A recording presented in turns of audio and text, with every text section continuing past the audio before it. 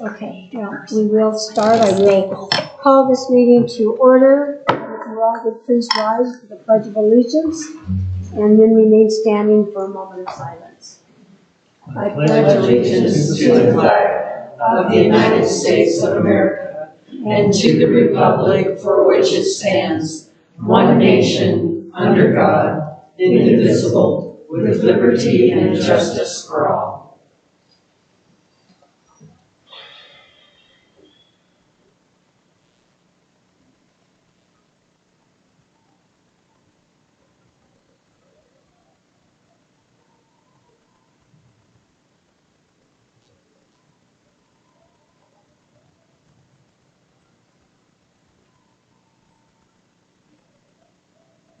Thank you very much. I do appreciate that.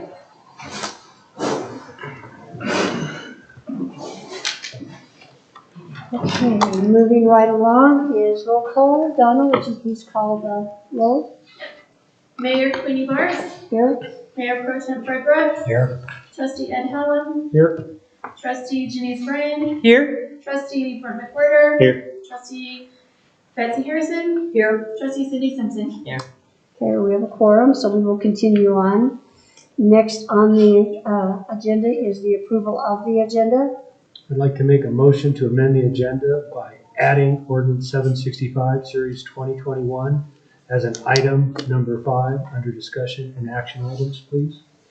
Second.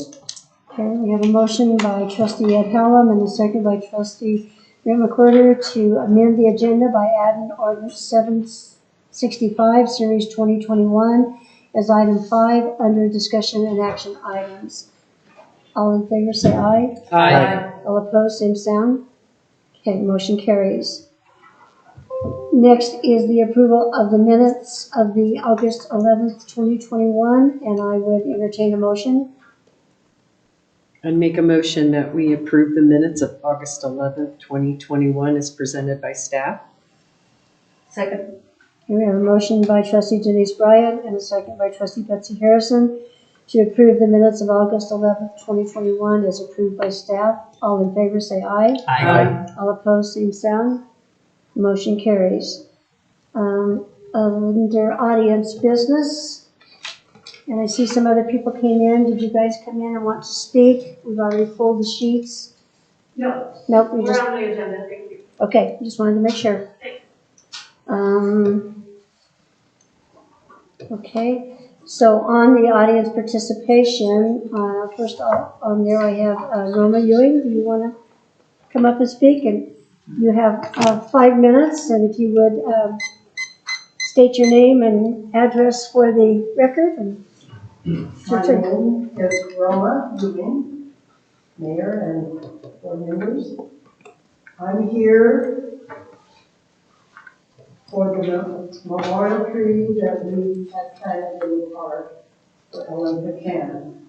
And I do have a picture that I'd like you all to look at. This is the tree when we had the memorial in the park. So if you all want to see that. I was a very close friend with Ellen Buchanan. Ellen was raised in Mancos and lived here for her entire life. She was active in the community and was a great supporter of the town. Sadly, Ellen passed away in 2015. In 2016, many of her friends had donated money to be put to a memorial in her honor. In March, myself and others met with the town parks and recreation manager to see about planting a tree in her memory in the Block Park. Leslie Hopkins, the manager, said it was a great idea, and she had just the spot that needed a tree. We told her that her family would like a maple tree, and she said that would be wonderful, as it would be different than any other trees in the park. She met with the tree board, and they all were in favor of this. So on May the 7th in 2016, the tree board planted the tree that we had purchased at Cliff Groves for a little over $250. We had a ceremony for friends and family. A plaque was purchased, again, at a little more than $250. We had a lot of donations from the friends and family that we had collected for this expense. Jimmy Cook mounted the plaque on a heavy piece of sandstone and was set at the base of the tree. This was in the northwest corner of the park. A metal cage was put around the tree to protect it. All was going good until the summer of 2020, when the fence was removed. In the fall, I noticed that the leaves were brown on the tree, but it being in the fall, they had never fallen off, and it appeared to be dying. Looking closer, I saw the bark was missing from the tree at about 2 inches above the lawn. So it was all the way around the back part of the tree. The bark was gone. I spoke to Georgette at the time, and she said she would let the park and recreation manager know. But I did not hear more from the town regarding this. Then this spring, it was quite evident that the tree was dead. Then it, along with the plaque, was missing. The tree board knows how to contact either Esther Cook and myself, as they know we were among those who were Ellen's friends and were present when the tree was planted. But we have not heard anyone regarding this, heard from anyone. Last month, Esther and I attended the tree board meeting and were told that the plaque was at the shop and wanted to be picked up. So the tree and everything was gone. There was nothing there before the tree had been. They said that the fence was removed so the roots would not get tangled in the wire.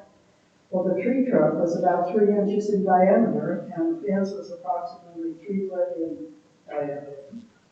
We feel that it is the town's responsibility to purchase another tree and put the plaque back at the base.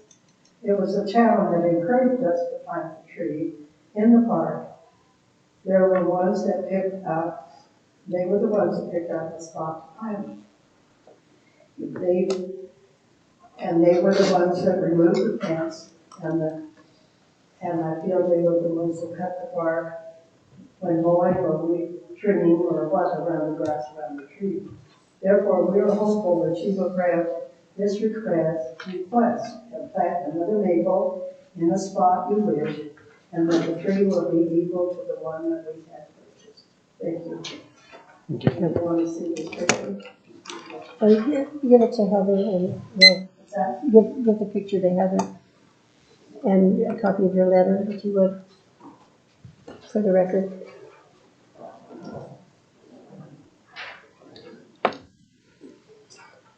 Okay, next on there is Ed Wertner. And if you would give your name and address for the record. Yes, good evening, Ed Rittner, 262 East Montezuma Street. Good evening, thank you for your time. I'm here speaking on behalf of the Mancos Community Gear Lending Library. That is, I was here some months ago, I believe it was in the spring, to sort of let the board know about the project and the idea behind it. So I'm here to update you on that and also make you aware of the need that we have financially. So at this point, this is a partnership that's been growing really nicely between the town, the Mancos School District, and our public library.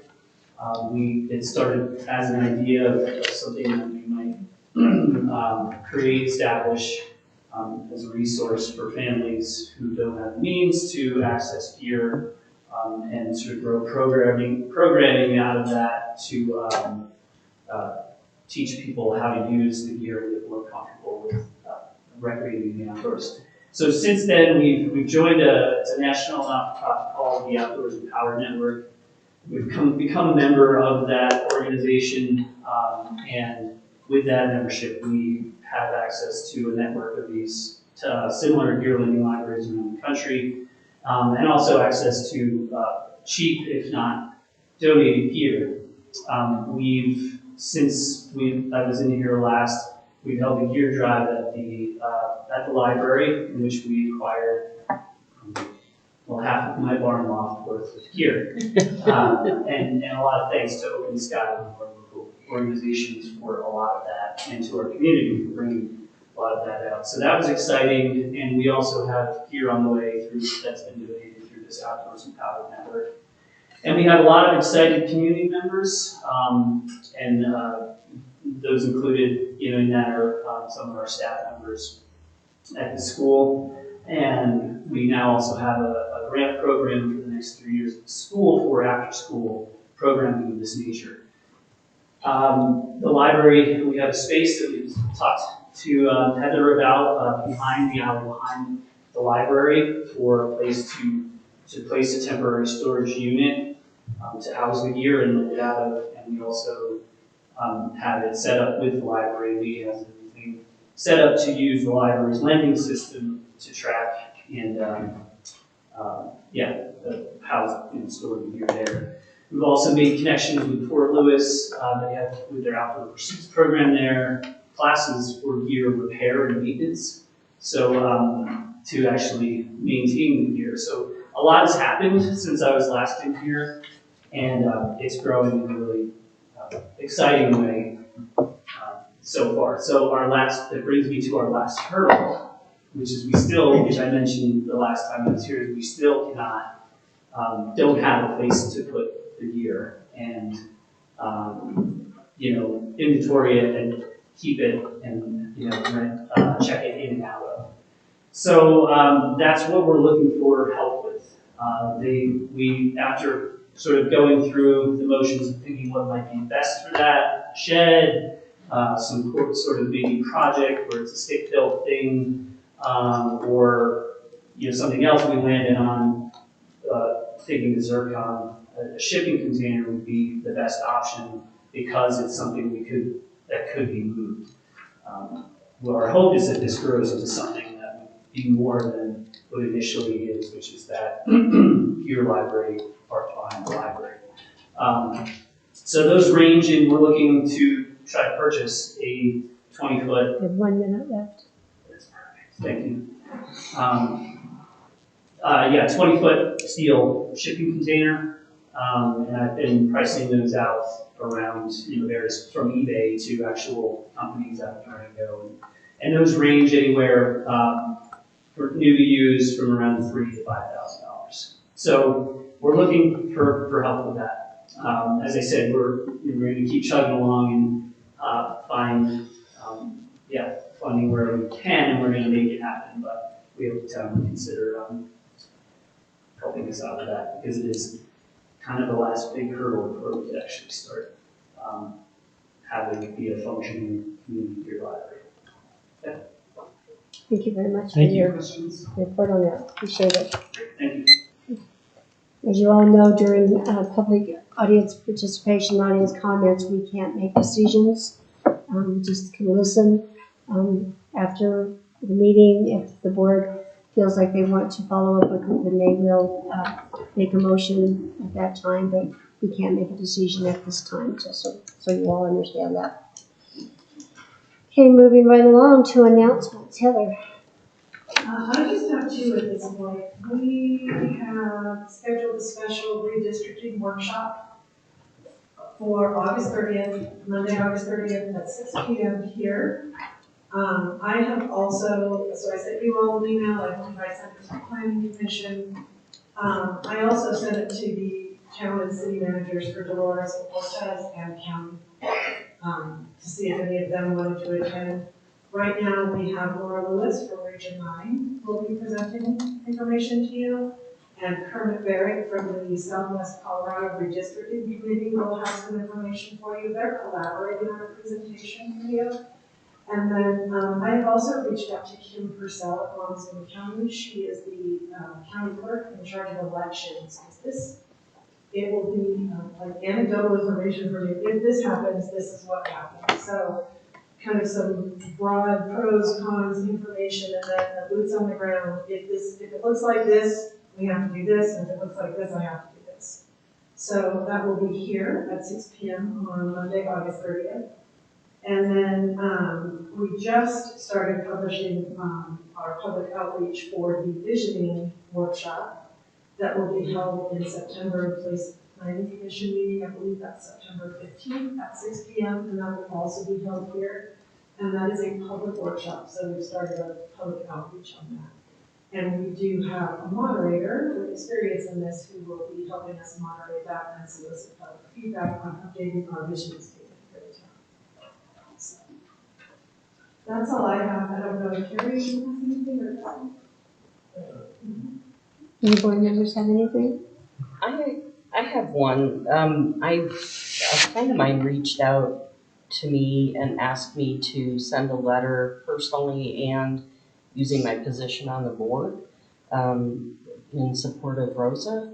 And it triggered me to remember that we had decided as a board that we would not take a position.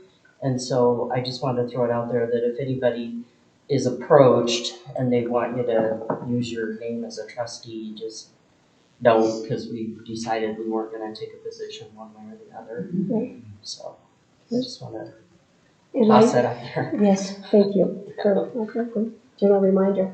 I have a letter I want to read that came. I think our staff needs to, we have a marvelous staff, and they keep our town running, and this is a kudos to our staff, so I'm going to read it.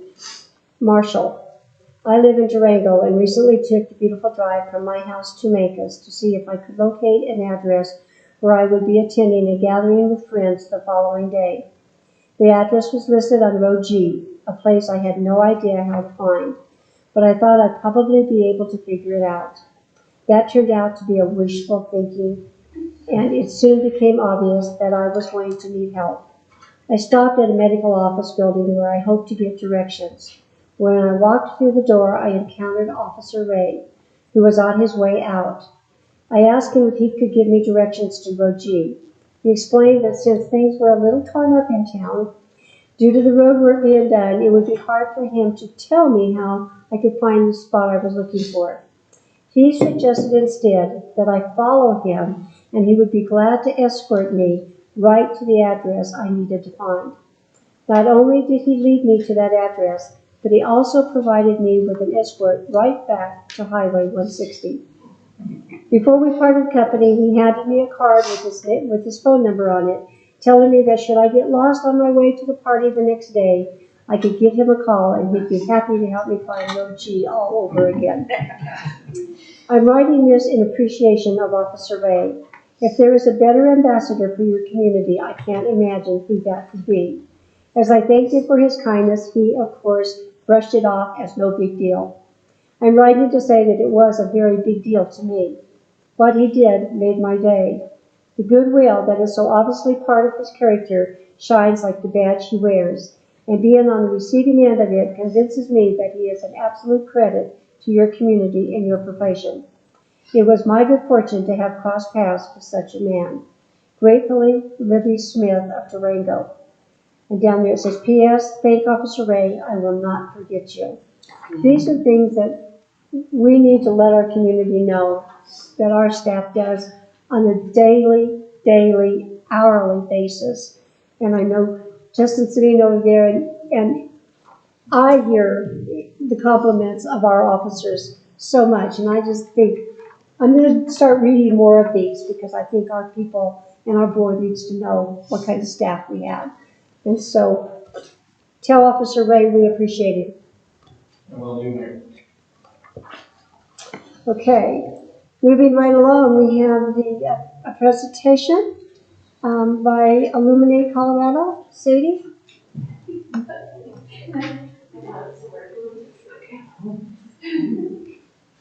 Sadie came to an audience business about a month ago, and after the audience business and at the end of the meeting, the board all kind of looked at each other and said we'd like the staff to reach out to them and have them come back with more information for us. So here they are. Well, thank you so much. So for those of you who don't know me, I'm Sadie Rose Pace. I'm here with Illuminate Colorado. I'm also here, fortunately, with Emily Spahn and Jessica Randall from United Way, Southwest Colorado. And Emily is an amazing AmeriCorps volunteer doing all the things. So we have a quick presentation for you all, and thank you so much for inviting us back. It means the world to know that our town is so committed to this. Yeah, thank you again for having us, and also thank you for all the technical support. This is pulled up on a phone, and I'm blown away by that. So this is our campaign. It's Montezuma County Supports Each Other. And if you want to go ahead to the next slide, we're going to talk a little bit about what I do for work and how we partnered with Illuminate Colorado to help all of you become better, even better stewards of the community that you represent.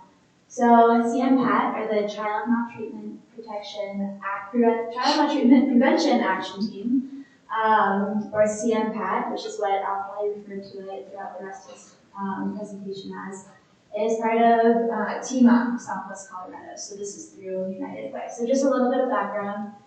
About four or five different organizations in the area who all want to help children thrive. Then I'm going to let Sadie talk a little bit about Illuminate for the next slide, and then how we're working together and why it's important. And really, Illuminate Colorado, we are a nonprofit throughout the state, and I'll talk a little bit more about all the different organizations that we work with and support, but really our mission is to strengthen families, organizations, and communities to prevent child maltreatment. Really, we recognize that a healthy family leads to a healthy community leads to a healthy family. So we all must work together in order to support our kids, and that makes everybody's day a lot better. And so the reason why we're bringing this to you, as you mentioned before, is that in 2019, this county, Montezuma County, reported almost double the Colorado average of substantiated cases of abuse.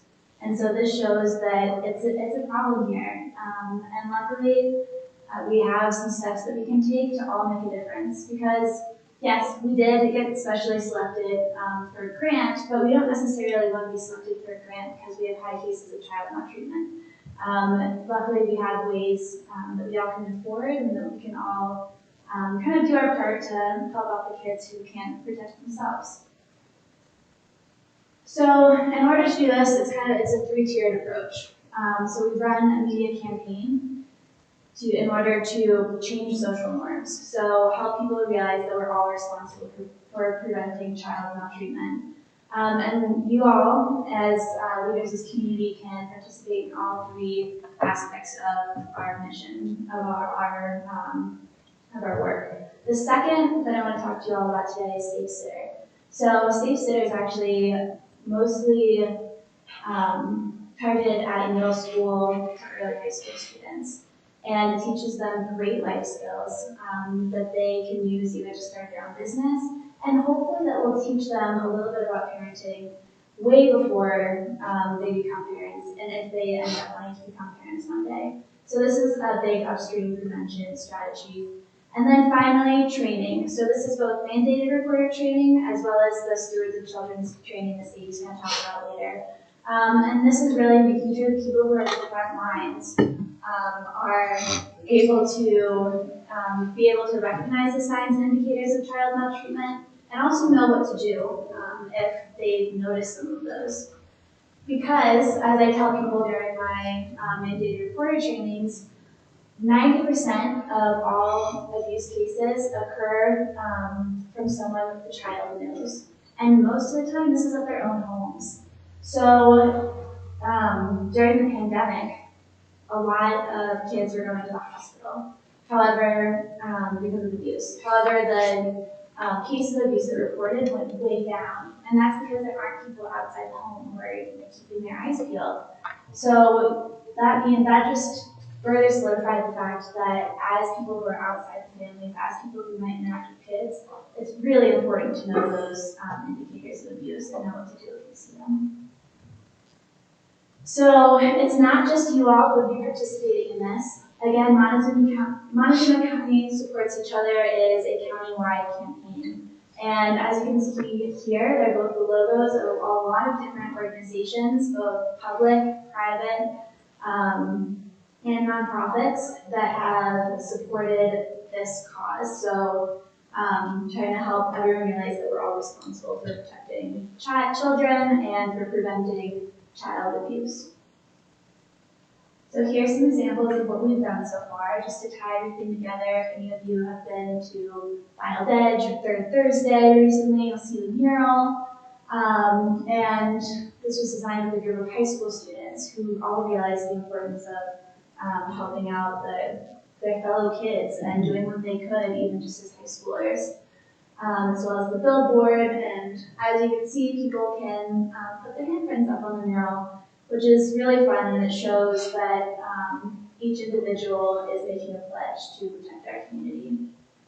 And here we have a video from the Four Corners Child Advocacy Center and CMPAT talking more about what we're doing and why this campaign is important. And it might be a miracle if it's complete. I'm clicking and nothing's happening. Should I be clicking on the image of the mural? Yeah. Maybe if the play button on top would somehow connect to that.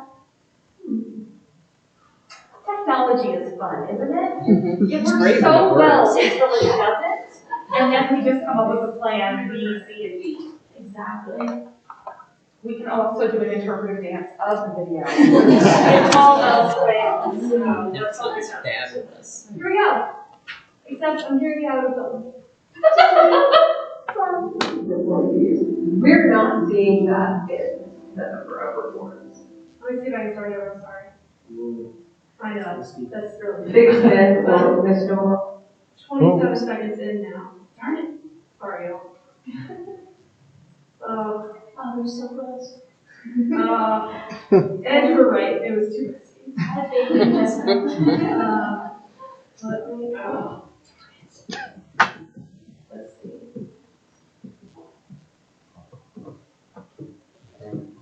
I was looking for that. Where are we going? Biggest myth or misnomer is that people will report abuse, that families will report abuse. We're not seeing that in the number of reports.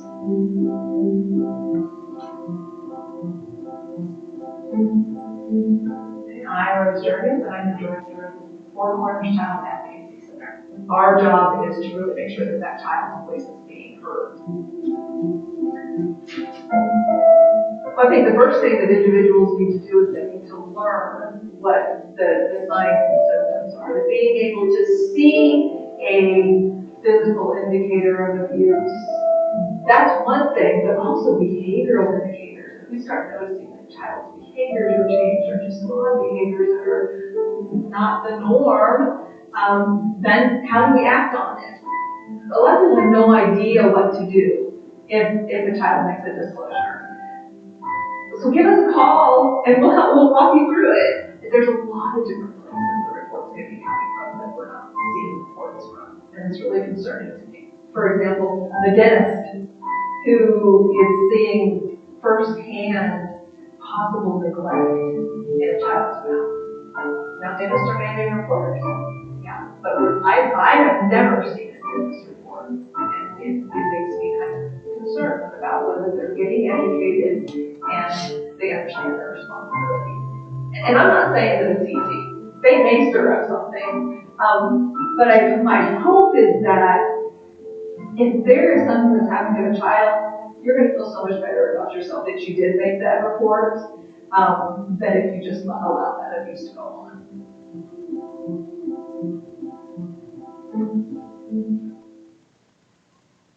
So as you heard from our amazing director, Rose, it's important to know the indicators and signs before we can report abuse. I'm a merit board. I did not come from a social work background. I had no idea how big of a problem this was. But my eyes have really been opened over this past year, and I now feel confident that I would know what to look for. And I think that's a really important skill for everyone to have. And as they're pulling this back up, I already gave you a little rundown for the Safe Sitter, but Safe Sitter is one of the programs that we offer. And the other one is mandated reporter training. Again, 70% of all sexual assaults in the US occur to kids. And I think about the whole Me Too movement, that was huge. And that's only the tip of the iceberg. And it's stuff like that that I just had no idea about. And it's stuff like that. I think it's really important to break the silence around it so that we can break the cycle. Because if no one knows this is happening, how are we supposed to do anything about it? And I know that Illuminate also offers some great trainings that go more in depth into some of these issues. And again, what we can do. But the first step in all of those is getting trained, whether it's the middle school students who might become parents themselves one days, or if it's Big people who bad are world. kids who are trying to make decisions. There you So again, you're a safe sitter, and this you can see that they're learning how to change diapers. They also learn how to some proper developmental activities and what to expect out of kids, which is a good way to kind of reduce that, I don't know, kind of, I don't want to say stubbornness, but that kind of angst that comes with being a parent and being like, why doesn't this 2-year-old listen to me? Well, just know what to expect and some strategies to deal with that. Here's an example of the contents, but we'll skip through that.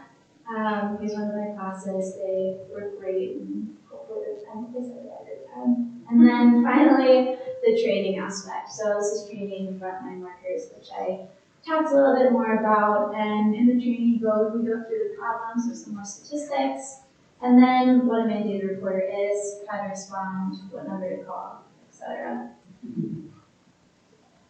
And as Rose mentioned, there are a lot of people who we didn't expect who are mandated reporters, and even more people who can make a difference even if they're not legally mandated to call. So I think now I'm going to turn it over to Sadie to talk about more ways that we can break the silence around child maltreatment in order to break the cycle of abuse. All right, thanks, Emily. So just a quick little info about Illuminate Colorado. You actually have heard of us, you just don't know that you have. In 2017, a lot of nonprofits actually got together to combine forces, energy, and come together to more effectively prevent child maltreatment in the state of Colorado. And we've grown exponentially since then. Essentially, my director was one person, and now she has 22 people on staff with her. So that's the kind of change we've done internally. We work with the national affiliations. We are the state chapter for all of these little organizations down here. So Prevent Child Abuse America, you saw the blue and silver pinwheels in April, probably in front of Fahrenheit, you might remember. That came through us. We distributed 40,000 pinwheels through the state.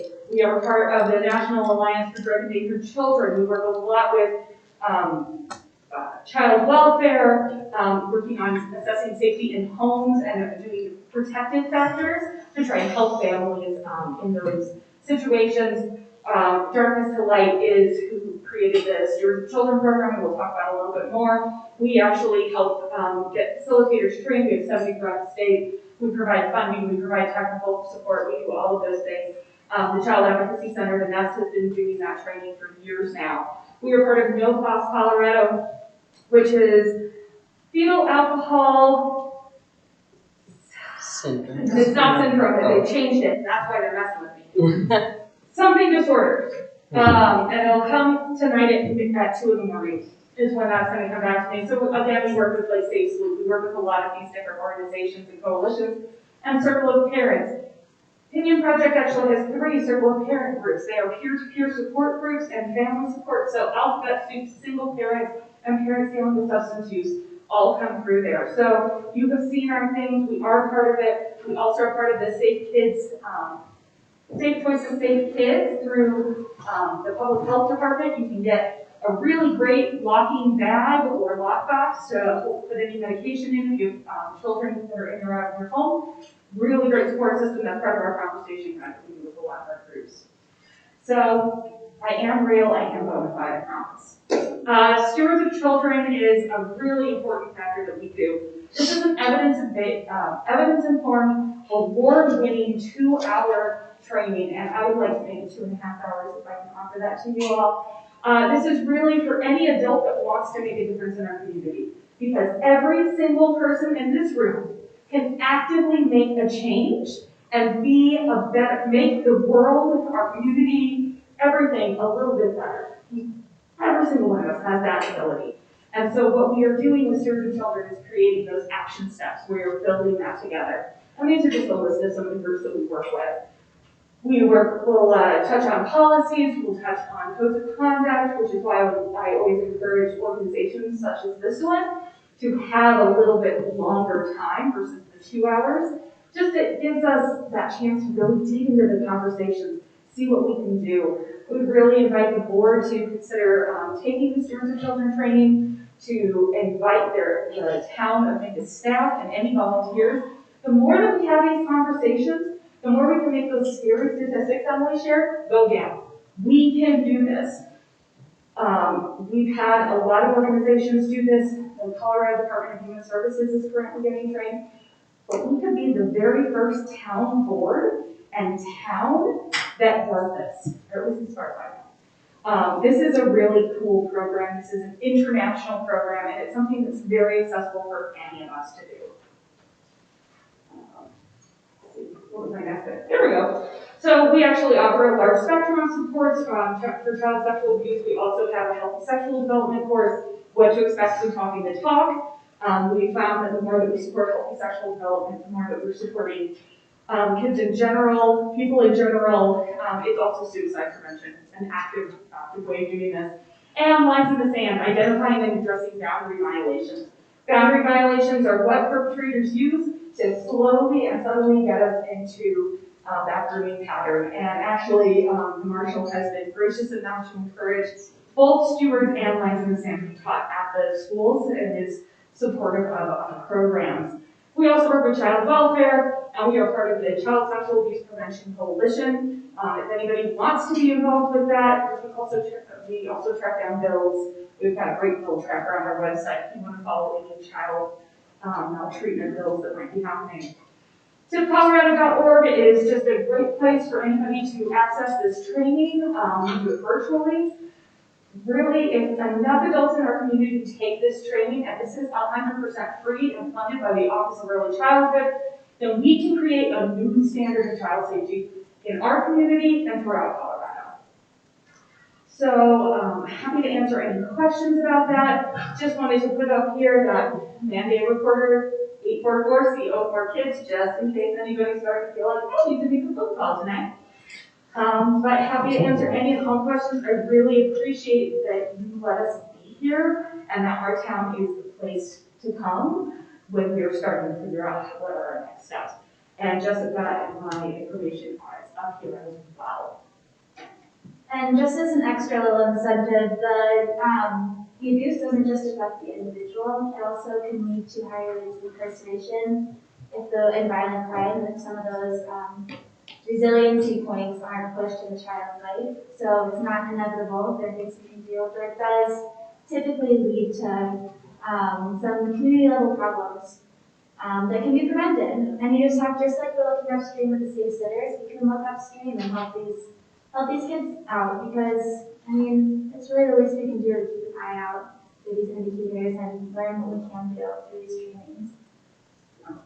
And again, for CMPAT, we have just set up this QR code with a bunch of links to various resources, websites, I'm going to upload the entire video series later today. That actually was the first public screening of that, so congratulations. And yeah, so that's about it for us, and we would love to start scheduling trainings if you are interested, or if anyone has any questions. It's a lot of information, so we're going to stretch after a little bit. But thank you very, very much for coming, and I think we'll Heather can,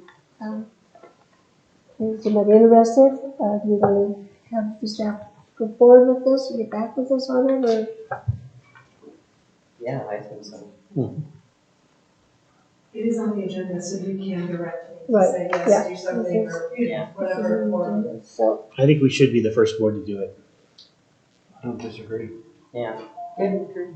I think It's obviously an issue in this community, it sure is. and I think anything we can do as leaders of in this community to step up and say, we need to do this, and everybody needs to get involved with this.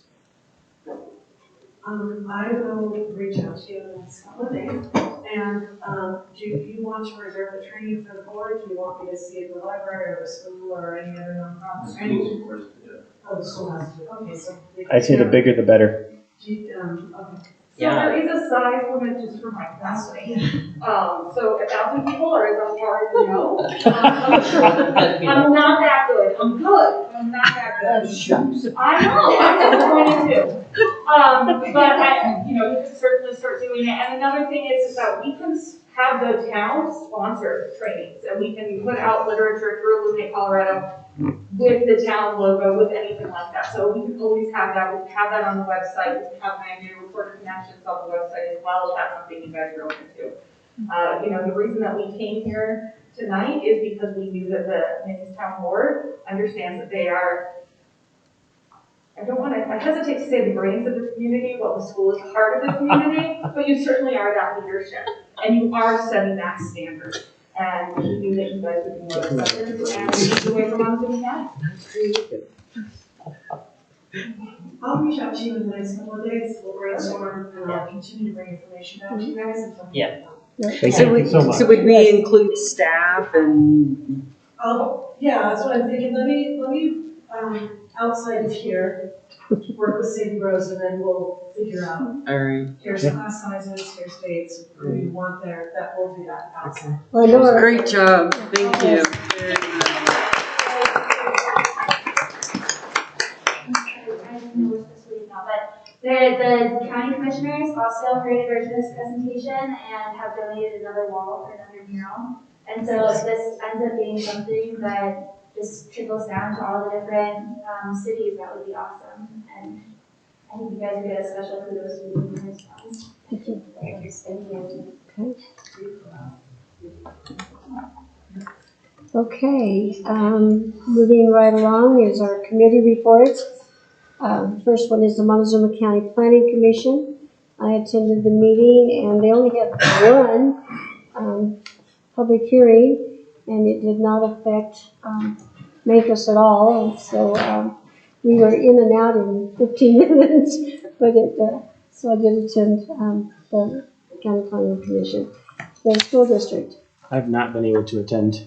Mondays are too busy for me, so I think we might need to find somebody else that can attend those.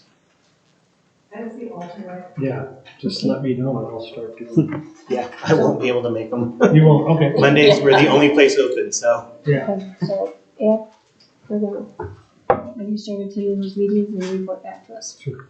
Thanks, Ed.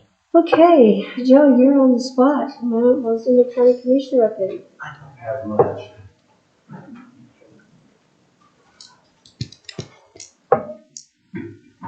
This week, we have gotten some push on the 30 by 30 land deal. I don't know whether you folks are really dug into that yet or not. I sent Heather an email and some information that James Dietrich had put together on it, so you guys can go over it and kind of see the county's perspective of it and what's going on. Right now, Montezuma County is already 60-some% federal land that is under a pretty good protection.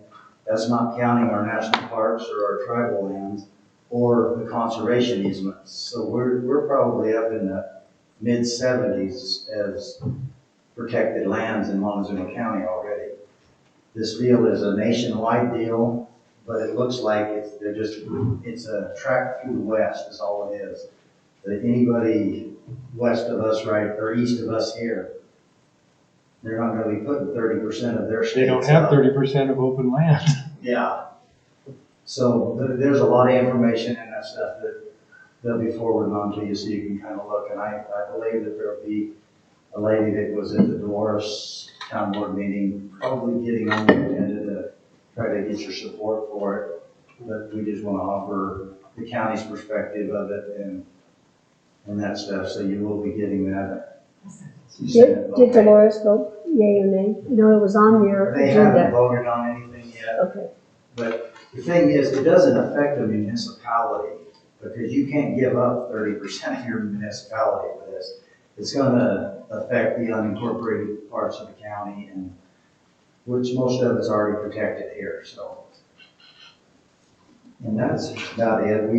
We're discussing trying to some way to build an industrial park so that when we have a business comes into this community, we have a place for them already. We don't have to try to find a place, try to get Empire Electric to get power to it. And so we're going to work on that. And then we're really working on the housing deal because we've got almost 900 families on a waiting list for low-income housing in Monson County. We've got, I think there's 40 units being built right now in the Cochronsville, but that's just a drop in the bucket of what we need, so that's something that's been worked on. Thank you. Thank you. If Thank you you. have anything I need to take back to the board, just let me know. Thanks. Okay, moving right along then is the discussion and action items. And first is the public hearing, 479 Dower Avenue special use permit. Heather. Yes, we talked about this, at our last meeting. Jeffrey was here. So, she is looking to open a preschool in town limits on Bower. It is allowed in the zone with a special use permit. She did appear at a public hearing before the planning commission. She's provided information, regarding parking, and I received no, comments against or for this project. So, I don't know if you want to open the public hearing, but Genevieve is here to answer some questions for you. The planning commission did recommend approval to the board, during the public hearing. Okay. So I think what we will do is I will open the public hearing. So I will open the public hearing at 7:46 p.m. And I see that we have Esther Cook has signed up to speak at the public hearing. Do you want to come up and?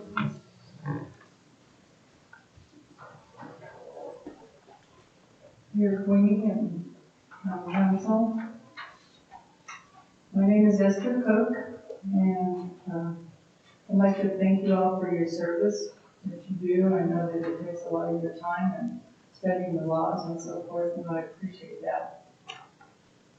I am here to ask that you do approve the proposed preschool in the defunct or the Sanctified Episcopal Church. My husband Jimmy Cook and I are the only adjoining neighbors to the property. Living next door to the east, it's been difficult to see the collapse of the grounds of the church. When the church stopped having services there several years ago, my husband and I spent several $100s on water, fees to keep the bushes and trees alive. We weren't able to do it all, and a lot of it has deteriorated. The weeds around there are 5-6 feet high. It's gotten to where it looks very bad. The diocese had turned off the water and electricity, so there was no way that anybody could water other than what we did with ours. Nick Rivera and Jim trimmed a lot of the trees and hauled 5 loads away. So for that reason, I feel like that it has gone to disarray and needs to be changed in some manner. The church has now desanctified that, so it is no longer a part of the church, and they are removing their the pews and things like that. I feel very strongly that anybody that wants to open a legitimate business should have the right to do so. I think that that's just a norm as far as to help our community, and I feel like that the preschool would be a viable business and that it is very much needed. And I would like to see little children around in that neighborhood that to play, and I think it would be great for a place for them. It's a quiet street, or was. The property is used as a home and a cell because if you don't approve the preschool, it could be anybody that goes in there with loud noises, with junk cars in the back, with all kinds of trash. And so, for that reason, I would hope that it would not go to a home. I think that the speed limit would be to a point where it is a school zone, and so we have to worry about the traffic that we have with the marijuana place that's closed. I don't really know Genevieve, the applicant, but I've heard very good things about her, and I think that she would be very good. I would think that it would be approved to be on there since there's another church in the area, there's a bed and breakfast across the road, and there's the marijuana place which is moving. So, thank you for listening. I'm a 60-year plus member or resident of Mancos. I'm a third generation Mancos, and I've seen many businesses fail. I had a business for many years and it was closed several years ago, and we just don't want to see that happen. And I think that putting a preschool in there would be something that would be good for the entire community and for the people that need to use it. So thank you for listening. Thank you. Thank you. Thank you very much. Okay, and the next one who signed up is Genevieve Vanessa. My name is Genevieve Venice, and my address is 9270 Road 35, Mancos, Colorado. And I'm wanting to purchase the church building and turn it into a child care center to facilitate toddlers and preschoolers. We're planning on full-day programs for up to 28 students, 10 toddlers, and 18 preschoolers per day. I've been in the child care industry for about 10 years now. I've been a teacher, I've been in administration, and I've been in Mancos for about 7 years now, raising my own children in the community.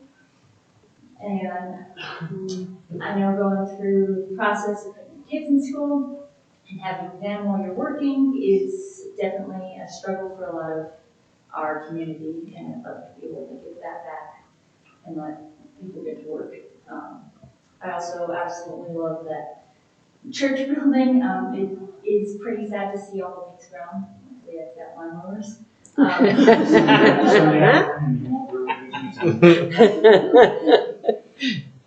So I would love for you guys to approve the special use permit so I can use that space and turn it into a wonderful child community. Yes, and you have a question. Yeah, I have a couple questions. So you're the state licensed? Yes. Okay. And I love that you have in here that you're going to participate in the child care assistance program. Yes. I think that's really neat. Yes, working families can't afford what I have to charge. Yeah, exactly. So thank you for that. And Genevieve, I have a question is, what are your hours going to be? Right now, we're going to be starting at 7:30 to 4:30 Monday through Thursday. That gives my working families enough time to be able to drop kids off and get to work for the most part, but still work within a 40-hour work week for staff and teachers, so that it's kind of a balance between what I need for staff hours and what parents need. How many staff would there be? There will be 4 staff members full-time and then 1 part-time regular, essentially. So we'll have 2 staff members in each room, and they'll all be certified teachers. What do you propose for people who like work in Cortez and they don't get off until 5 o'clock? I mean, a lot of people that work in Cortez work 8 to 5, so they didn't get home till 5:30 to make this. I was a single mom with 3 boys, and that was my dilemma a lot of times, is I couldn't find the daycare that was open the hours that I had to work. So my couple suggestions for that are either coordinating schedules with somebody. I've seen that work very successfully, where one mom takes off a little early on Mondays and gets the group of kids, or in a multi-family household, one goes in early and then gets off early to pick up, and vice versa, and they trade off. Beyond that, it would probably be a staff member that might be willing to stay and watch kids a little bit later. And then if it is a big need for the community, then we'll look at expanding if that becomes an issue. Denise? Yeah, I think it's a great idea too. And I was a child care health consultant for a long time, so and you guys are very heavily regulated, I know. I'm really glad you addressed the part, and it was brought up about traffic, because that's the same time that kids go to school, and it's what I call the mommy circle. They drop them off at the school, they go down Walnut, they come down Bower, and then they go to Oak to get back onto Green. And it's just that specific time that you're going to have, families dropped off. And I'm glad you addressed that you will have like spaces, because I know no one ever thinks we have traffic in this town, but there really is at school time. There's Oh, I do mommy circle. you get the mommy circle too. Okay. Yeah. So It's the only time it's busy. It's drop off and pick up. it is. It really is. And so I'm glad that you'll have space and keep those little ones to go in. So thanks for addressing that. I'm glad you understand. Good luck. Is there anybody else that wants to speak from the audience? If not, all right. And your name? My name is Jessica Randall, and the duty address 41543 Road H.25. Thank you. Through Team Up, we have a variety of action teams, and one of them is Early Childhood Education Expansion Action Team, and that team is working on trying to create more slots for the severe shortage of slots that we have for preschool, and specifically for the child care assistance program. And so I'm in strong favor of anyone who wants to open up slots for our families that need them. Thank you. Anybody else? I have a question for Heather. Well, I need to close the public hearing. You want to speak? Okay. And I need your name. My name is Elton Van Est. Genevieve is my wife. I'm here to just support her in favor. I'll be doing probably the majority of the labor around the heavy lifting. I was blessed with a strong back and a weak mind, so when the heavy work needs to be done, my wife has worked at my wife has worked at multiple preschools. She's taught all three of our children and multiple. Excuse me. Yeah, I need to get a drink of water. I spent the last hour coaching kids on the football field. Let me get through this. Just breathe. Anyway, I would like to just stand support with her. We're a big part of the community. I coach in middle school. I coach wrestling and football. And she's involved in all of that as well. As a family, we like to, we're pretty committed to this community. And just wanted to step up and say, hey, I'm in favor, and I'll be there behind the scenes. Thank you. Thank you. Thank you so much. Okay. All right, so I'm going to close the public hearing at 7:58, and we'll discuss this among the board. Right. I think it's a great idea. I really do. And I give kudos to anybody that's willing to put their neck out for a new business. I speak from experience. And I think it is something that I know my own staff have been asking me if there's going to be any more spaces for childcare in this area, either childcare or preschools. So I know it's something that's needed dearly in this community. Betsy. No, I attend the planning commission meetings, so I've gone through this presentation once, and I'm totally for it. Cindy, I know you had a question. Yeah, I do, and it's just kind of, yay, support. But the question that I have is, if they say at 7:30 to 4:30, but then someone stays late, I'm kind of thinking that we should, if we choose to approve it, that we should approve it with, occasionally till 5:30 or something like that. Because I don't want them to run afoul of the permission that we give them. So you have several options when approving a special use permit. You can approve it with conditions. You could say, for example, we approve it and they can only operate from 7:30 to 4:30 Monday through Thursday, if that's what she proposed. If she ever wanted to expand the operation, she'd have to come back before we do. In this particular instance, I don't know that that's necessary. We've done that with some past businesses, but they have a much higher impact on their neighbors. So you can, as a board, approve with any conditions that you choose, or you can just approve the special use permit for the preschool at this location. So, those are your options during the special hearing. You do. So if we did just the preschool at that location and don't say any hours, then it could just be as needed. I mean, they wouldn't have to come back to us. Correct, and then she could expand her business as necessary with no further need to come back before the planning commission or the board. So, and if you are inclined to approve it, I would approve the daycare and the preschool, subject to all federal, state, and local licensing regulations.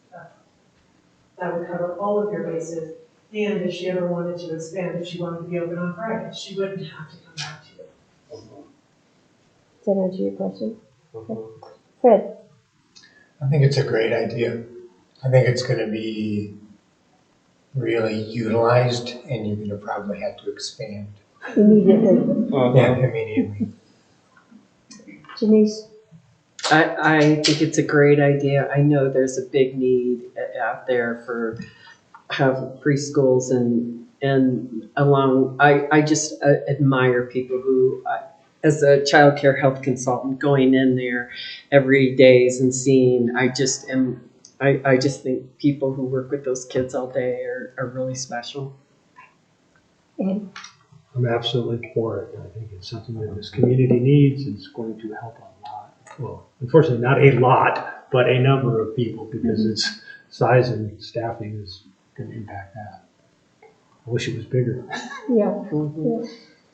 So, I would then entertain a motion. I move we approve the special use permit for the Nest Preschool at 479 Bauer Avenue for a daycare and preschool with the condition that they meet all applicable state and local licensing. Huh? Federal, state, and local. Okay, federal, state, and local licensing. Second. Okay, we have a motion by trustee Cindy Simpson and a second by trustee Brent McWhirter to approve the special use permit for the Nest Preschool at 479 Bauer Avenue with the conditions that they follow all federal, state, and local licensing. And Donna, would you call the vote? Yes. Trustee Janice Bryan, Aye. trustee Brent McWhirter, Aye. trustee Ed Hallam, Aye. trustee Cindy Simpson, Aye. Mayor Pro Tem Fred Brooks, Aye. and trustee Betsy Harrison. Aye. All right, motion carries. Congratulations. Thank you. The community is going to appreciate it. Mm-hmm. It's a beautiful building. It's got great potential. I think love to see it cleaned up. It'll be great. Okay, so the next on the agenda is the Public Works Capital Equipment Purchase, and is that going to be Terry? All right, okay, Terry, you are up. Well, I would like to purchase asphalt equipment for crack filling and seal coating, so we can do the maintenance on our own town streets. And tell us how much you want to spend and. About $1 million. Yeah, I wish. No. No. But give us an amount we can say yes to. Not to exceed $13,000. Okay. So I see here that you had a bid for $17,000 for over at Creekside. The $17,000 was strictly for Glencorp and Angel Lake. Wow. That's it. And that's just crack sealing. This, you can do more than just crack sealing. We can do crack sealing and seal coat. Mm-hmm. I'm just curious, I know that the tar and supplies come with the equipment on this first order. Do you have an estimate of how long that will last before we'll have to we will have a yearly cost of $35,000 for supplies. Right, but I mean, this first purchase, how long will that last? Is that a year's supply or less? Probably Less. less. Okay. You just, And the reason it's less is because the asphalt streets have never had crack filling or seal coating since they have been put in. Wow. Wow, okay. They're a mess. So you're saying 13,000 for the equipment and probably another 6,000 before the end of the year? could be, yes. Okay, all right. And how about cleaning up the equipment? Have you researched what that's gonna take? Like how to clean it? Not elbow grease. Because I've seen these little pots get real gunked up real fast. So I just wanna make sure that whatever cleaning efforts need to happen, happen. We have 4 people now, 4 public works techs, Yeah, so it'll get done. okay, Got one on a hot seat. okay, That'll all right, help a bunch. yeah, good. Any other questions from the board members? I would entertain a motion. I'd make a motion to allow Public Works to purchase the gold package and whatever needed up to 5,000 for the equipment or the supplies needed to complete the tasks necessary for this year. Second. Okay, we have a motion by trustee Ed Hellam and a second by trustee Betsy Harrison to authorize the Public Works Director to purchase the parking lot contractor's gold package for asphalt maintenance and repair in an amount not to exceed $13,000, including freight plus $5,000 in supplies needed. Donna, would you please call the vote? Yes. Mayor Pro Tem Fred Brooks. Aye. Trustee Brett McWhirter. Aye. Trustee Janice Bryan. Aye. Trustee Betsy Harrison. Aye. Trustee Cindy Simpson. Aye. Trustee Ed Hellam. Aye. Okay, so is that what you need? Moving forward, we'll budget the necessary supplies for that equipment and then you're in our operating maintenance budget. Okay, all right. Oh, God, we just spent a lot of money. Well, that's the first thing they've asked for in a long, long time. Yeah. For equipment, so I think, you know, they've been doing without for a long time. All right, next on the agenda is the ordinance 764, series 2021, amending the tree board membership. Heather, do you want to do this? You want me to? It's up to you. Okay. Well, at the last meeting, we talked about the tree board because our ordinance at that time said that it had to be 2 members of the board that was liaisons to the tree board, and that just was not working out for us. So we kind of said we wanted to revisit that, and so this ordinance changes that so that it can be a staff member, which Terry represents the staff on there for us and reports back to us now, and it puts us in concurrent. We're not doing something that we're not supposed to be doing with our ordinance, brings our ordinance up to par. So allows either a trustee or a staff liaisons instead of saying trustees only. So I would, anybody have any questions on that? All right, I would entertain a motion. I move we approve ordinance 764, series 2021, an ordinance making certain amendments to the Mancos Municipal Code, Title II, Article 10, Section 20, concerning the membership of the Town of Mancos Tree Board. Second. Okay, we have a motion by trustee Britt McWhirter and a second by trustee Betsy Harrison to approve ordinance 764, series 2021, an ordinance making certain amendments to the Mancos Municipal Code, Title II, Article 10, Section 20, concerning the membership of the Town of Mancos Tree Board. Donna, would you call the vote, please? Yes. Mayor Pro Tem Fred Brooks. Aye. Trustee Ed Hellam. Aye. Trustee Cindy Simpson. Aye. Trustee Betsy Harrison. Aye. Trustee Janice Bryan. Aye. Trustee Brett McWhirter. Aye.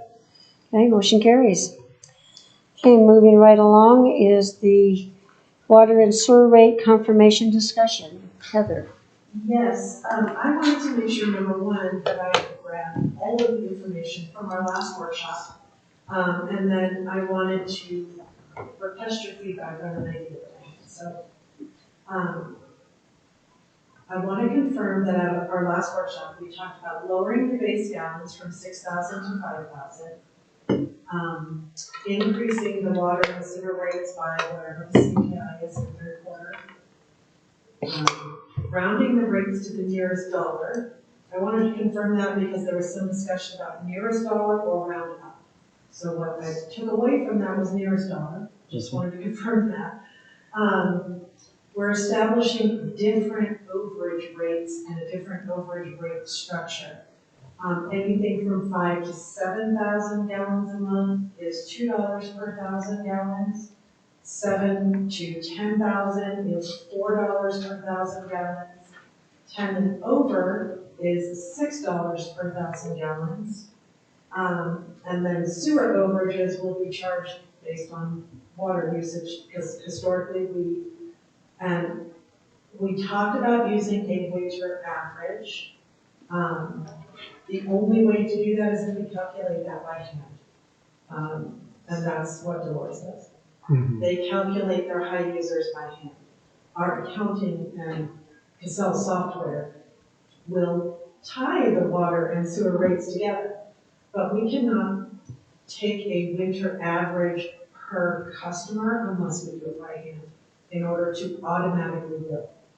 So I wanted to bring that up. Well, Go ahead. one of the things that we discussed and why we discussed that summer rate, because we use more water in the summer and it does not impact the sewer. So when we discuss the winter average, because that's going to be the norm throughout the year, and usage doesn't tend to change very much from summer to winter in regards to that goes to the sewer. I understand what you're saying, it's difficult to do, but it's also unfair to double impact a higher water user with a higher sewer fee when he's not impacting the sewer side, only the water side. It's not equitable. Well, and that's why I wanted to bring it up, because historically, not the last few years as we've grown, but historically, we have manually calculated that sewer cap. And unfortunately, I just don't know how we can do that manually anymore. We're just too big. Yeah. And Dolores is less than half our size, so they can still do that by hand, which is what their utility clerk does. That's what Ken's doing. So. Well, and I think since we're raising things, and we also talked about raising the sewer rates, because we haven't raised sewer rates in forever. Now, water rates we've raised a little bit, but we're now going to raise the sewer rates, is maybe this year not dropping the minimum to 5,000 this year, but start talking and educating our people that next year we're going to drop the minimum, but just raise the rates this year. Because if you hit them with higher rates and a lower minimum, that's a double whammy for a lot of people in our community that are on fixed incomes. But if we start educating them now, then they can start working on their budget or start learning to conserve water to know that they're going to go down 1,000 gallons next year. And so that's something that I would kind of like to think on a little bit. When you say next year, do you mean like January 1? No, it would be like 23, because this wouldn't take place until next year. 22. Right. Yeah, I don't think that's a good idea, because I think we're already in a water crunch. I think we're just prolonging something, and I think that it's necessary to enact this starting in January, to do the 5,000 gallons to drop, plus it's not a huge rate increase if I remembered, but I think considering with the drought we have and considering our water situations, I think it's that not a good idea to wait to put it out there for very much longer. I think we need to do a lot of educating them because there are a lot of people in town that's going to affect. It's going to hurt.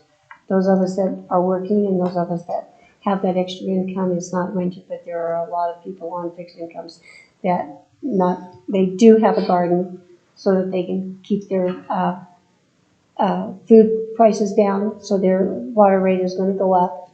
There's a lot of families that their water rate's going to go up, and then to have less water. Take a family of 4, they're going to go over that 5,000 gallons real fast. So I think if we start educating them now, they could start working on ways to find ways to conserve it. So I don't know. I'd like to hear from other members of the board. Cindy, do you have some comments?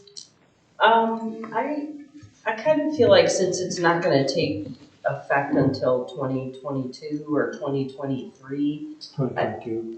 if we approve it with these changes now, it's gonna be a while. I mean, it's not like next month it's gonna start, right? No, what this discussion is readying a resolution for January 1, 2022. Mm-hmm. Each year, we talk about and discuss and then make rate changes in December that become effective January 1 of the following year, and they are reflected on the bill in February. Because we go back. So the first time this would hit anybody would be February 2022.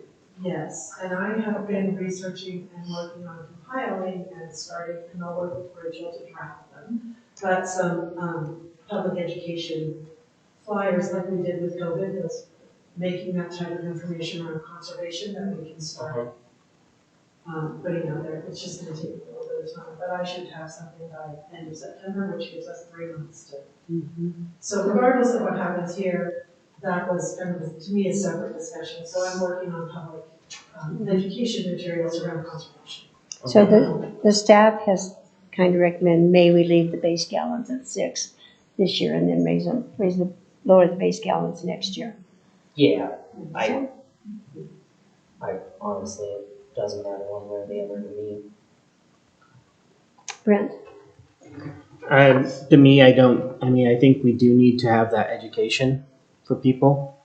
But I also, people are going to use 6,000 if they want to use 6,000. So I don't think it's going to make a huge difference in the amount of water used for the next year. So I would be fine either way, leaving it at 6,000 and changing the rates for this year, and then letting people know that we're changing it for the next year too. Fred? You know, I came out strongly to reduce the base rate to 5,000 gallons, but the way the rate structure is set up right now, to drop it to 5,000 and keep that base rate the same really flies in the face of transparency. It looks like a raise in water rates that we're not accounting for. So as much as I really want to encourage folks to not use so much water, I think that this is not the way to go about it. If we want 5,000, then we need to have a discussion on a new base rate for that 5,000. Because you've just increased your price per 1,000 gallons by quite a bit. You're the math dude. Okay. Calculator. If we increase, I'm looking at Cindy, if we, historically, each year, we increase our rates by inflation. Yeah. So and that's part of this. This is number 2. Increase our rates by inflation. Right. And lower the base to 5,000, it's almost a double whammy. I think that's what Fred is Yeah. saying. It's Yeah. a double whammy to our citizens. Almost. Ed? Oh, now it's my turn. It actually becomes a triple whammy if we increase the water usage overage, the base rate, and the CPI. So that's a triple whammy, not a double whammy. Well, But I agree, personally, I agree with the bumping up the overages. I do think that the 6,000 should stay for this year with knowledge of, as time goes by, we are looking at reducing the base rate. With lots of education to Yeah, conserve. through education, with education. I think they should go in concert, We're educating you because we're going to be looking at lowering our base rate, which will be an impact. The CPI, I think, is the minimal. I was in favor of rounding up, not rounding down, but that's me. Yeah, I need consensus on that one still, Yeah, so I'm still confused about that one, but, okay. And the other option, to speak to Janice, the other option that you have, and to potentially address Fred, you could lower it to 5,000 and leave the base rate the same and just deal with overages. So there's a third option in French as well. Betsy. There's too many options. We need a chart. Put them all in a bag and just pull out 3 of them. Well, I just feel, I've expressed myself already, that we need to do some education and we need to make some changes in the water. And I don't feel strongly about, going to 5,000 this year or next year, as long as we tell people we're gonna do it in 23 as part of the education. The one thing I was looking at here though is if we did that, then we would just have 6,000 to 7,000 gallons would be $2, or would we want to go to 6 to 8?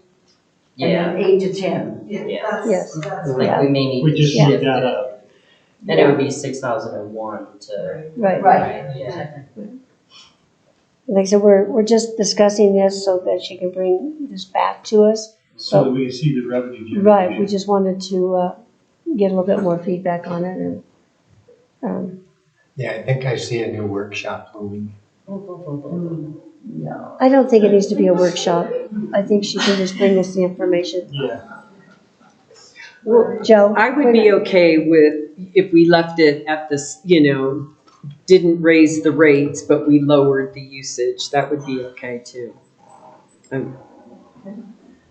Joe, you have a comment? From some of the stuff that I've been hearing is I think they're gonna move water into the LEAP programs with propane and electric and stuff, so that will ease the burdens for some of your lower income people that you're worried about hitting on that. So I'm pretty sure that water's gonna get added into that. Okay, thanks.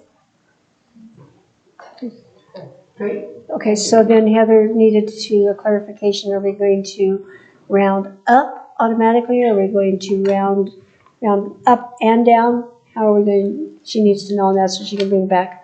Will the software do both easily? The software will take whatever rates I plug in. The way it works is every time you raise the rates, Georgette and I reprogram the software, and then it's just good until you raise them again. Yeah, but if we're rounding, like what's? So I'm gonna say $37.85 times 3.1%, and if it's $1.51, I'm gonna leave it at $1.50, or I'm gonna go up to $2 because it was the nearest dollar. 151 would be up $1. Yes, so it would be up to 2. If it's $1.38, I'm taking it to $1.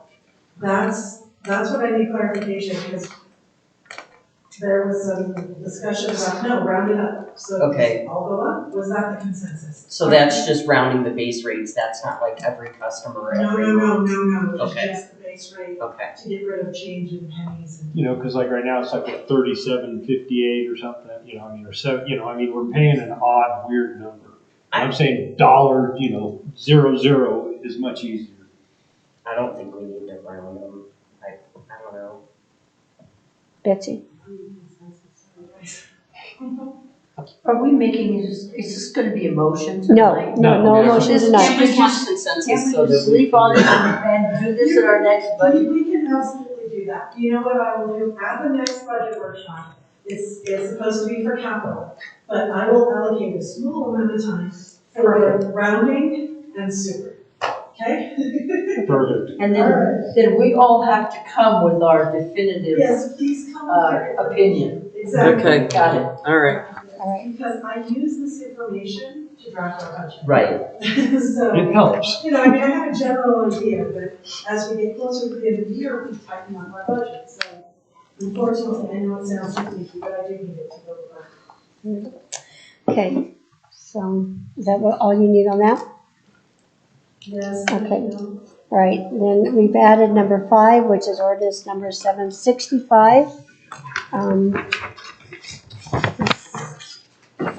Heather. Lastly, we have been, short-term rentals have become, they finally make it, it's become an issue in business. And we currently have no regulation related to short-term rentals, with the exception of they must buy a business license. And if it is an ADU in a single-family residential zone, the property owner must live on site.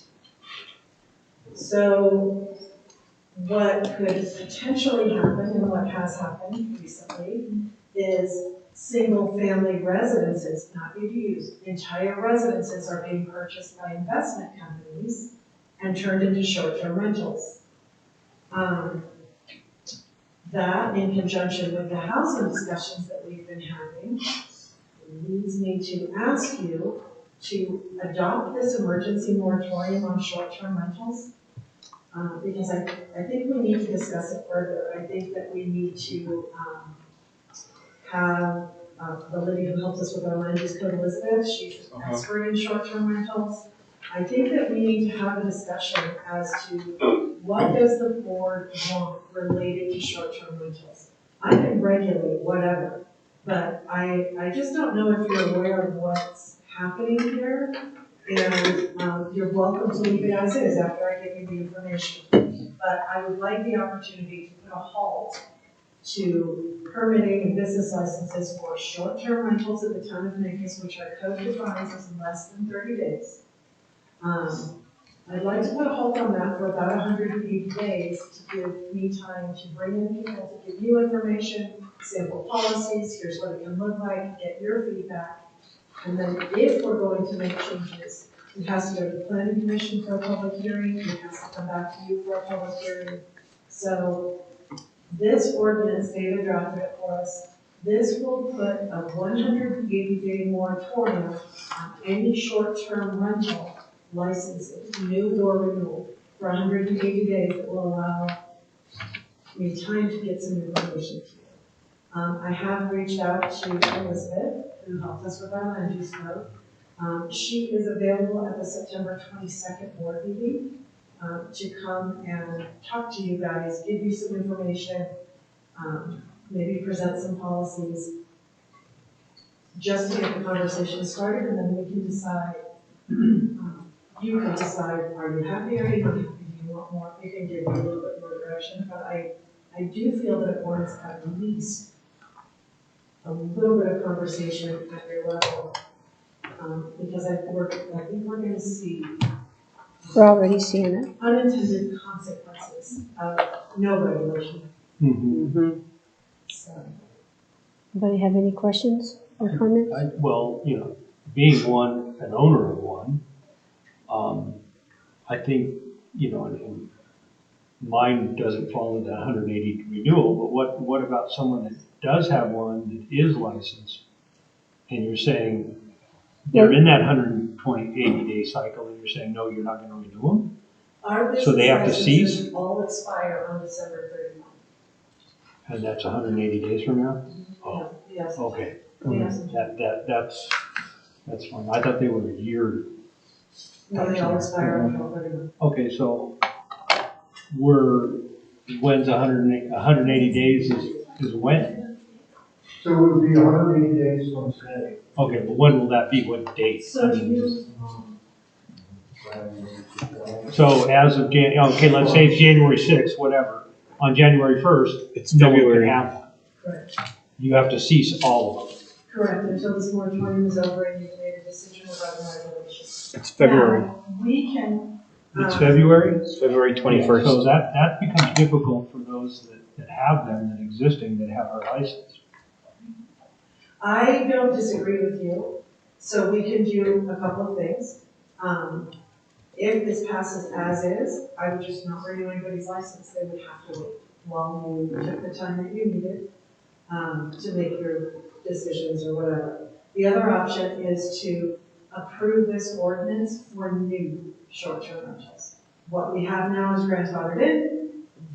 We'll just, because I believe any regulation that we pass is only going to move forward anyway. Right. That's what I would be most comfortable with from a Yeah. land use standpoint.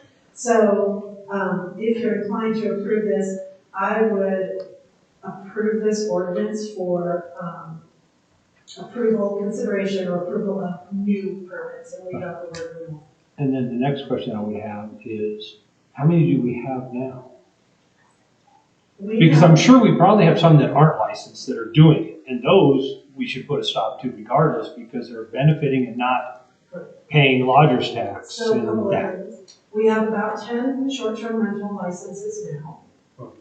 Anybody who is not currently licensed is in violation of our code, And they're not That doesn't grandfathered. matter. yeah, Yeah, they're not they're not.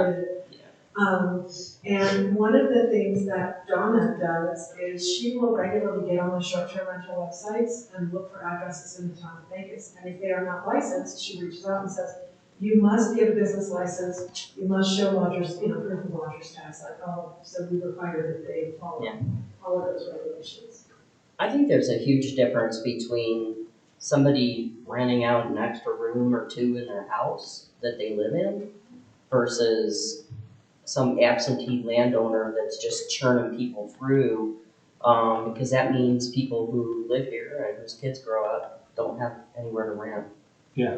So Well, it we're takes fine. away really valid housing, brings people in from out of town, so it's kind of a, but. Well, I don't think, if you approve this moratorium, I'm never gonna recommend, and again, you can do whatever, but I'm never gonna recommend that we just don't allow them. I do think they have their place. Yeah.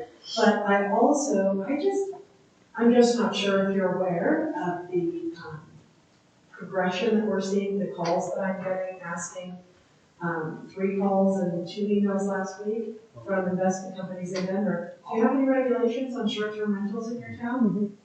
Yeah, seen that. Yes. So, this just gives you the time, and if you figure something out in 60 days and we do a public hearing, this moratorium will lift, But, we just started with 180 days to give us time. And if you're happy with the way things are, you don't have to approve this. We can just continue on the way we are now. Any other questions? Comments? Brent? No, I think that I'm always one to go with what staff has. If staff has an issue with something and that they want to research more, I'm always willing to look at the research. Brent? I don't know. Go ahead, Betsy. Go ahead. And then I was just gonna say, I feel very strongly that we should do this.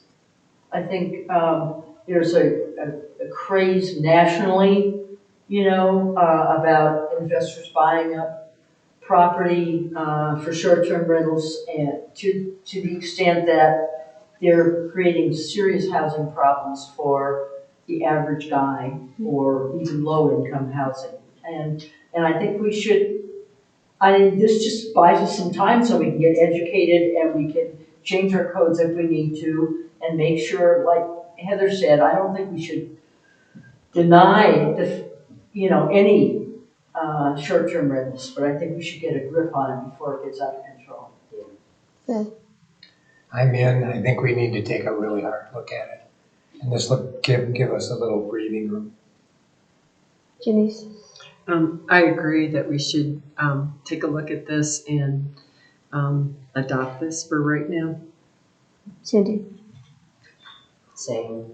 I don't want us to end up with a bunch of empty houses. Like, I lived in Pagosa for a couple of years, and those are second, third, and fourth vacation homes, and it's just row after row after row of empty houses and subdivisions. It's awful. It's not the way to have a real community. Especially when we don't not have. Not to blame Pagosa, but right. it happened over there because of Wolf Creek. And, I don't want it to happen here. This is a real town, and we want to keep it that way. And we want people to be able to live here, raise their families. Ed? Well, as I stated before, I think that those that are existing and that are licensed shouldn't be jeopardized by the moratorium at the first of the year, that loss of viability. I do agree that, in particular, the fact that investors and people are doing it, because I mean, Telluride's got it, Durango's got it, I mean, we're just following in the same suit. Right. It definitely needs to be addressed, and I think that regulations, do need to be tightened up so that we can do something for it. That was my only concern. If you're inclined, when you are reading your motion, temporary moratorium on the submission, acceptance, processing, consideration, or approval of new permits, but excluding existing permits. That would solve your concern about existing. Any other comments? I would then entertain a motion. I move we approve ordinance number 765, series 2021, an emergency ordinance of the town of Mancos, Colorado, instituting a 180-day temporary moratorium on the submission, acceptance, processing, consideration, or approval of new permits, but excluding existing permits for short-term rental permits in the town of Mancos for the purpose of allowing the town to prepare and adopt new zoning, land use, and permitting regulations with regard to short-term rentals. I'll second. Okay, we have a motion by trustee Cindy Simpson and a second by trustee Denise Bryan to approve ordinance number 765, series 2021, an emergency ordinance of the town of Mancos, Colorado, instituting a 180-day temporary moratorium on the submission, acceptance, processing, consideration, or approval of new permits and excluding existing permits for short-term rental permits in the town of Mancos for the purpose of allowing the town to prepare and adopt new zoning, land use, and permitting regulations with regard to short-term rentals. Donna, would you please call the vote? Trustee Betsy Harrison. Aye. Mayor Pro Tem Fred Brooks. Aye. Trustee Cindy Simpson. Aye. Trustee Ed Hallam. Abstain. Trustee Janice Bryan. Aye. And Trustee Brent McWhorter. Aye. Okay, motion carries.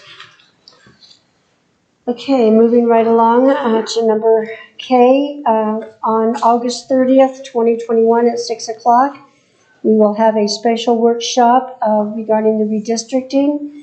Laura Lewis Marchino from Region 9 and Kermit Barrett from Southwest Colorado Redistricting Alliance will be here to give the pros and cons on redistricting, and that is open to the public. Just the public doesn't have any comments on it, but this is a thing that is statewide. They're wanting to split the counties, and they want to split Montezuma County kind of down the middle, so we're trying to get some more information about it. So it is open to the public if anybody wants to attend. Then we have items for the September 8th, 2021 agenda. We've got our workshop at 6 o'clock, and that will be our 2022 capital budget workshop. Water rate. Water rates. And 10 minutes on water rates. Yeah, that's all we need. And the committee reports, which will be Region 9, CDOT, TPR, Fred. And Joe, you're up on that meeting too. And then we'll have the August bills and claims. And do we have anything else we'd like to add to? I don't want to add it, but as far as Region 9, they're not having another meeting till the end of September. So I'm not sure. Probably what we'll get from Lori Marchino would be probably what's happening. So I probably won't have much next meeting. Just take it off. I will put that on the agenda. I'll take it off. Okay. And then the next one, again, I'll go to their meeting September 30th. Okay. Anybody else have anything they want to add to that? Don, you have? So, yes, I have a lady that would like to come and do a presentation on suicide prevention awareness. So we're going to add her to the agenda as well as a proclamation in regards to that. So.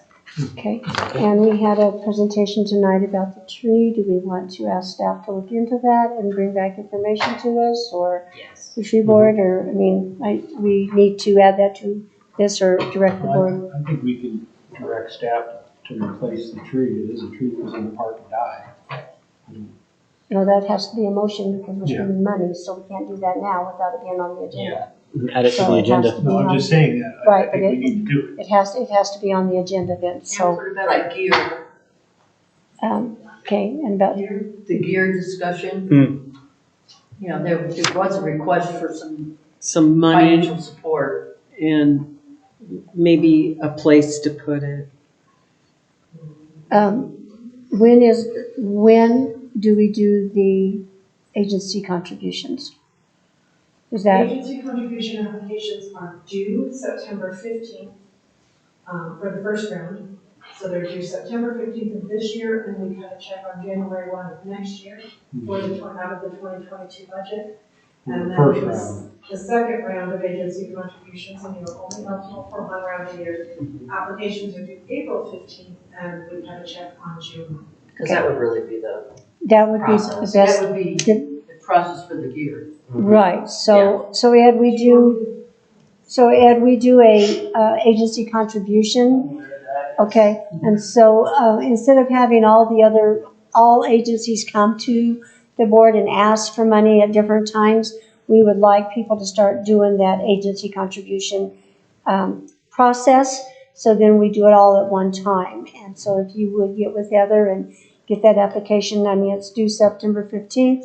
That's just right around the corner. You wouldn't get your money till January, but at least you would, if you got it into us, you would know that it's coming or not if we awarded it. And that's a lot easier for us as board members to allocate money to agencies in the community. Okay? All right? And then I have a question about a potential agenda item. I talked to Robert Meyer today. He is with the News Press Group. He gave me some information on what's happening up at Chicken Creek with regard to timber harvesting and servicing. They have some serious concerns about how it's being handled this time. He said generally it's been handled and everything's been great, but I guess there's some issues happening up there.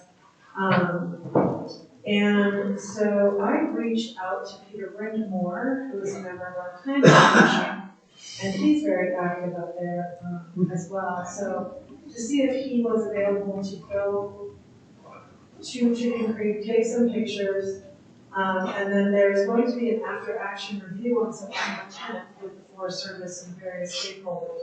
It is outside our jurisdiction, but is this something the board would be interested in either rewriting a letter of support for, or do you want more information?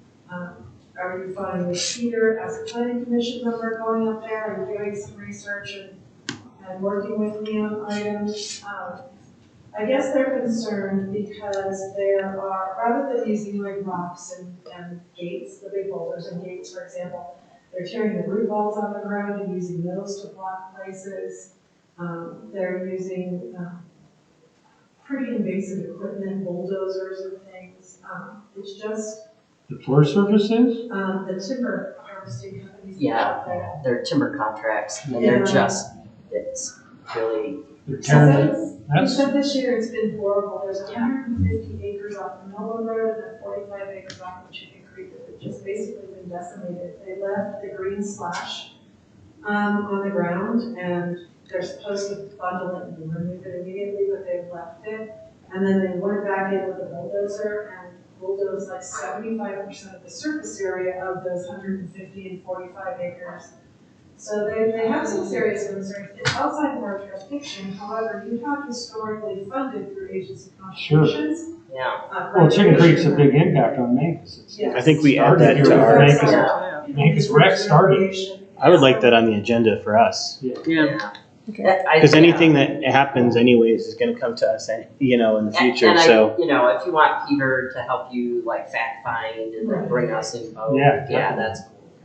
Then I'm going to put this on the September 8th agenda and just tell them this is the date that you need to be here, because the after action is September 10th. We don't have a lot of time for you all guys. So I will put Some pictures would be nice so that we can see the damages. Chicken Creek discussion on the next agenda, Mhm. and just say somebody needs to be here from some organization to give you guys some direction, or give you guys some information so you can give them direction. And pictures would be good. Pictures would be good.